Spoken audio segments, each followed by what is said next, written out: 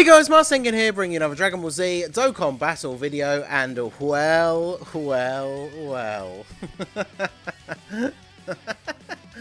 Would you believe it? I tweeted about it the other day. We were making some jokes, having some shenanigans on the timeline, but yeah, it has been officially announced that the Super 17 celebration has reached top grossing on global in one country or one place, because that's how global breaks this down nowadays. So, you know, whilst this is technically achieving top grossing, it's in one location, which means we get 7 stones. You know, super generous, I know, but 7 is more than 0, so we'll take it. Yeah. Top grossing for Super 17. Whoever would have seen this coming? One of the biggest skips of the year. A banner that, as far as I was aware of, just from my, like, you know, ear to the ground, what people were telling me in the comments of my videos on Twitter, stuff like that.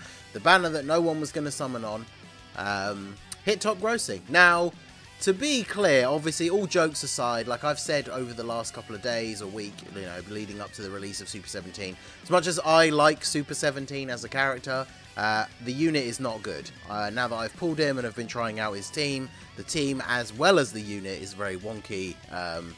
And so, yeah, if you were thinking to yourself, how in the hell did this unit hit top grossing?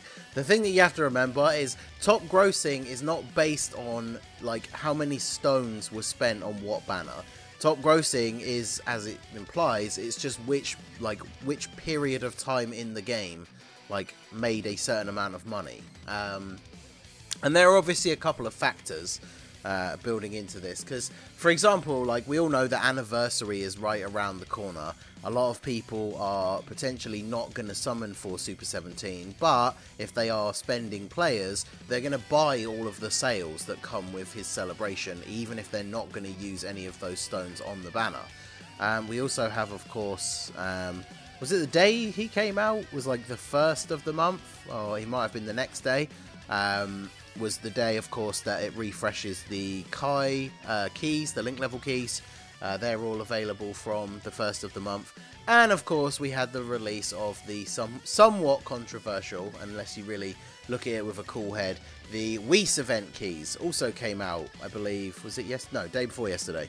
So, a couple of little extra things came out that you could buy. But the thing is, I've seen a lot of people, now, of course, most of us were memeing, being like, oh my god, look, Super 17 got top grossing. And I've seen a lot of people sort of hand wave that away by saying, like, oh, this is probably because of those Whis event keys. It's like, the thing you have to think about, though, is, yeah, I imagine a lot of people that spend money on the game bought those. I bought those. Like, I did my initial video when they came out, sort of giving my reaction that I thought it was a little bit weird the way they actually implemented them. But if you look at the value for, like, the stones that you get, they are worth buying if you spend money on the game, because you're getting stones for cheaper than if you just bought stones from the shop, by way of obviously completing the missions. But the thing is, the pack's like $5. So if, like, you know, even if every single paying player bought those ticket packs, it's not like they're super expensive. So I can show you guys here. This is the first tweet that I made. Somebody actually shared this table with me. I don't think I have a really good way of showing this on the full screen, but it's essentially one location. I think it's Macau, which, according to, if I open it up, you guys won't be able to see it properly, but you can see all categories #1, Macau. Above France, who are often one of the people that bring it home for us. Apparently Global got to 8 in all categories and 3 in games. 1 in games / action, but they only count all categories. So you can see here, this is where, as I say, most of the image is cut off, but all categories near the bottom. This #1 is Macau, and this #8 is France. So obviously, you know, it's not like it did gangbusters across the board. But the thing that really started getting everyone riled up, and I probably shouldn't have done this, but I made this tweet. Everybody, take a moment to process. We live in a timeline where only one of these celebrations reached top grossing on global. The 23rd World Tournament that people have been crying out for to be in the game for years, and then Super 17, a unit that a unit, a character, and even an arc in the show that the majority of people don't like and is just a meme. Now, I say this got a lot of attention because a lot of people wanted to join in the joke. A lot of people actually did try and use it as a legitimate way to trash the OG Dragon Ball Saga stuff, which I do think is incredibly unfair. We talked about it, I think, a bit like on streams and stuff. I don't think I really talked about it in any of the videos I did for Goku or Piccolo, but the Golden Week celebration got to number 2 on JP, and when you consider that they just released, I can't remember what the company's called now, but that Honkai Star Rail game had just come out, which is it MiHoYo? They're like a very, very popular, very successful like gacha game company. They've made multiple games, and obviously Star Rail is like similar in appearance. I don't think it is in gameplay, but like it has that like Genshin Impact like style and stuff. And that game came out and made a boatload of money because there's a new IP. It's got like, you know, high quality graphics, anime waifus, and Dokkan still beat that game like during Golden Week. But Fate Grand Order, for those of you who've never heard of it, never played it, it's based on the various different Fate like anime light novel stuff. People who play Fate, even people who play Fate and Dokkan, have basically told me, I've heard this from multiple people, that Fate dropped basically like the holy grail of all releases. Like, think of the #1 hype release you can think of in your mind for Dokkan. And I know hype is subjective, so this is different from everybody. But like, imagine they dropped, this is just one example, you might not think it's the hypest, but I'm trying to give you at least somewhat of a barrier of entry of understanding. So imagine if Dokkan dropped an LR Beast Gohan, like actual playable Beast Gohan and Orange Piccolo as like a joined forces unit, or maybe it's a unit super, whatever, where they do the, you know, joined forces special beam cannon like that cutscene from Xenoverse. They have like the best quality animations in the game. They are the best unit in the game, hands down. They have no flaws, perfectly designed. Their banner is like 3+1 multis and whatever, and the side banner unit is like UI Goku, and he's like the second best unit in the game or something, right?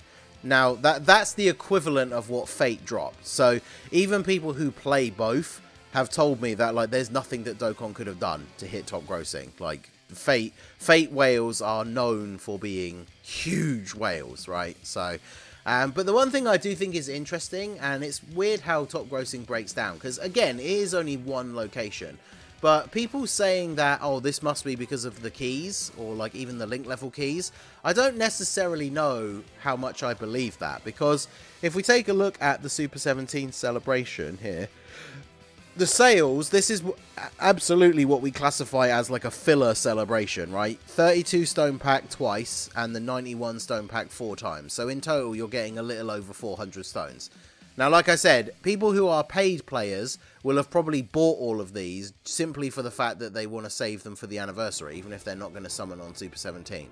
But you got to remember, top grossing is going to be entirely based on what's going on in other games as well, and this is why Dokkan getting top grossing during Golden Week is impressive compared to these other games like going crazy as well at the same time. Because, I mean, look at the Golden Week sales. Like, if we're saying that Super 17 only hit top grossing because there was like one extra thing to be able to buy, I mean, look at this. Like, the 32 Dragonstone thing was 5 times. Then you could get 93 stones for the price of 63 7 times, 150 for the price of 91 once only, and then there was a 100 stone pack that you could buy that gave the blue Dragonstone, and you could buy that, was it 2 or 3 times?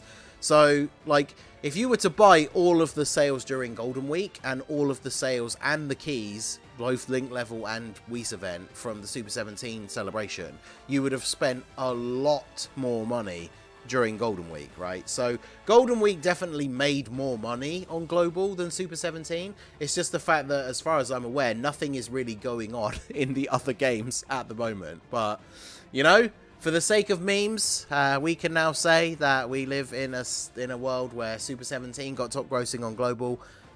Even as a Super 17 fan, it just feels so weird to be able to say that, because the unit is not good. Like, hopefully the unit gets some help in the future, but, like, the unit is not great. Like, there's no, like, serious way you can be like, oh, Super 17 got top grossing, therefore Super 17 is good. It's just very, very weird. But There you go. So Super 17 got top grossing on global. Log in, get your 7 stones. Yeah, I can't explain it. I guess nothing is going on in the other games at the moment, and people just decided to stock up for the anniversary, because that's the thing you have to remember. As I said at the very beginning, top grossing doesn't mean people summoned on the banner. Top grossing just means people spent more money in this game than any other game, and it's only in one place in, like, the world, essentially, the entire world, because JP didn't hit it when they got it. So even France, that's usually quite high up when global hits top grossing, was only at number 8. So it's a pretty good indication that this was not a hype release, but people obviously just stocking up ready for the anniversary. Let me know what you guys think down below in the comment section. What is your stone total looking like now? Whether you did summon on 17 or not, are you getting ready for the anniversary? Let me know down below in the comment section. So that is going to be it for the video, guys. This has been the Masked Ningen. Smash that like button, subscribe to the channel if you are new. Check out the links down below for the Discord and the merch store, and I will see you all again soon. Have a good one.